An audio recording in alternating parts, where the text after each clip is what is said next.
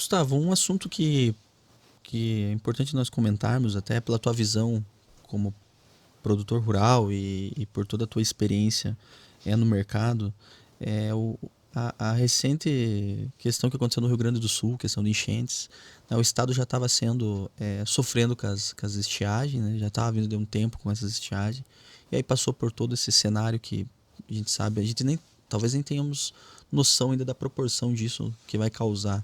Eu queria que você falasse um pouco com a tua experiência, como que você vê isso, o que você acredita que vai ser muito importante para a recuperação do Estado e como que do Estado do Rio Grande do Sul e como que o Estado Brasil aqui tem que participar, né, nessa reconstrução.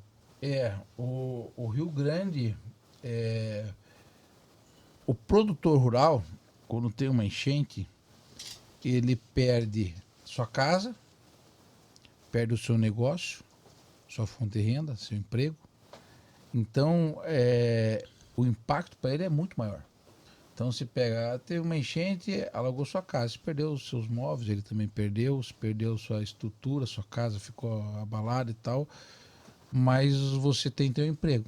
Então, se sai, tem emprego, você vai reconstruir. O produtor ele perdeu a fonte de renda, a indústria dele foi para o espaço, a leiteria dele foi para o espaço, a vaca foi para o espaço. Então é algo, quem tem esse impacto e como foi muito forte no Rio Grande, é muito delicado. O Estado, como se falou, já passou por anos com problemas de produção, problemas climáticos, e a recuperação, quando ela vai acontecer através do Estado, o Estado, pela burocracia que ele tem, ele é moroso. E a necessidade é imediata. E o recurso demora. Né? Houve, na questão do Rio Grande, algumas ações da Confederação da Agricultura, mandou recurso para lá, mobilização. A gente mandou, né, coisas para o Rio Grande, mas a gente tem que pensar na reconstrução depois. E essa reconstrução tem sido complicada, alguns reclamando que o dinheiro não chega. E, e realmente, a gente é de uma federação. E nós precisamos atender a federação como um todo. A importância do Rio Grande do Sul para a federação e vice-versa.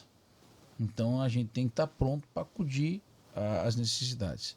Então eles são problemas de toda a ordem, mas, por exemplo, o aeroporto Salgado Filho, aeroporto de Porto Alegre, né, que começaram a descer aviões em Canoas, na região metropolitana, vamos dizer assim, o aeroporto Salgado Filho foi tirado a água do aeroporto com o pessoal produtor de arroz, com bombas que eles utilizam na produtor de arroz, que tirou a água do aeroporto Salgado Filho. Então tem uma barreira na lateral, tiraram para fora para conduzir. E aí tem uma falha no Rio Grande também, que a gente tem, por exemplo, estados como a Holanda, né? A Holanda tem, hoje ela faz agricultura embaixo, entre aspas, embaixo d'água, abaixo do nível Do do nível do mar. mar, isso. Né? E lá no Rio Grande tem uma situação que é parecida com isso, né? Então eles não estavam preparados para isso, com a questão de contenção e bombeamento de água, e aí invadiu a estrutura. É algo de impacto forte, um estado bem representativo na produção brasileira, e que agora eles vão ter que construir. O produtor rural é uma pessoa, se você for analisar, que trabalha muito crendo num futuro melhor, crendo que Deus nos envia a chuva ou nos envia a parada da chuva para a gente poder colher. Então, um agricultor, ele enterra a semente, ele enterra o fertilizante, ele coloca produtos lá para não saber o que ele vai colher. Então, nós temos uma perseverança grande na área rural e eu acredito que eles vão superar isso. Mas eu acho que o Estado, a atuação do Estado, às vezes ficou muito mais na parte midiática que na parte de fato, porque a necessidade está acontecendo hoje. Aquele momento, aquele choque, aquilo é o primeiro momento, mas a necessidade até hoje está por lá. É. Nós sabemos que são um povo resiliente, né? O Sim, gaúcho, sim, como? né, como, né, colonizaram grande parte da nossa, até inclusive nosso estado, né? Sim. Eu estava conversando com um colega advogado, inclusive, e ele tem clientes na região. Ele comentou, falou assim: Thiago, veja que interessante. Além de todas essas perdas que você comentou, ele falou assim: ele perdeu a terra. porque o rio simplesmente lavou. Sim. Lavou, não sabe nem... Era uma das áreas muito produtivas e com muito valor econômico na região, e falou, agora não sabe nem se vai conseguir plantar na região. Você tem o grande parte do seu potencial produtivo está de 0 a 20 centímetros. Então, e você tem isso, você tem que descompactar o solo, tem uma série de trabalhos aí que a gente faz, né? E então a hora que você lavou, a gente fala esse termo, lavou a terra, você levou todo aquele potencial que você demora 30, 40 anos para voltar naquilo, né? A gente costuma falar, nos Campos Gerais, a gente fala bastante esse termo, construir a terra.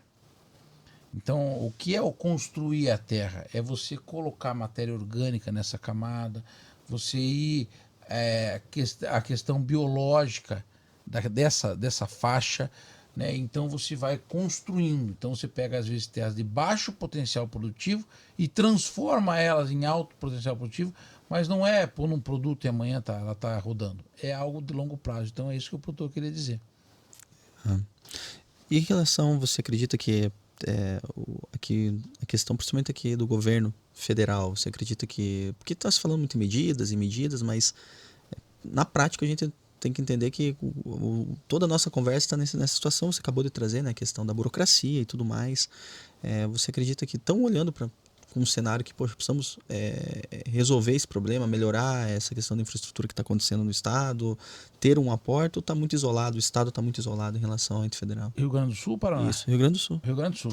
O Rio Grande do Sul, existe também na questão política um apelo midiático muito grande do momento, né? Então o que a gente escuta É a bola da vez, né? Então naquele momento o choque da TV, todo mundo emocionado com aquilo, né? Mas hoje você acaba não vendo isso acontecendo na prática. Existem os decretos de calamidade, então que reduz a burocracia para poderem conseguir colocar coisas, mas o que a gente escuta é que eles estão com problemas, sei lá, que não estão sendo resolvidos. E o governo, não queria nem colocar federal ou não, mas em linhas práticas os governos trabalham com problemas de faturamento que se resolve arrecadando mais, é o que você falou, do imposto, e não reduzindo o tamanho da máquina, e não encolhendo, e não desburocratizando, e não simplificando o processo. Então, o governo também tem dificuldade em ter recursos para colocar. Então, eu acho que a gente precisa, a gente como população, cobrar um Estado mais enxuto. Não quer dizer um Estado ineficiente. É eficiente e enxuta, como se faz numa empresa. Então a gente tem que cobrar isso para ter recursos no governo para fazer. E eu, particularmente, tenho um posicionamento quanto à linha governamental, vamos dizer, o rito de um orçamento de uma prefeitura, de um estado, de uma união. O orçamento, você tem a obrigação de cumprir ele. Então, a prefeitura, o estado, a união, orça 10, ele tem que gastar 10.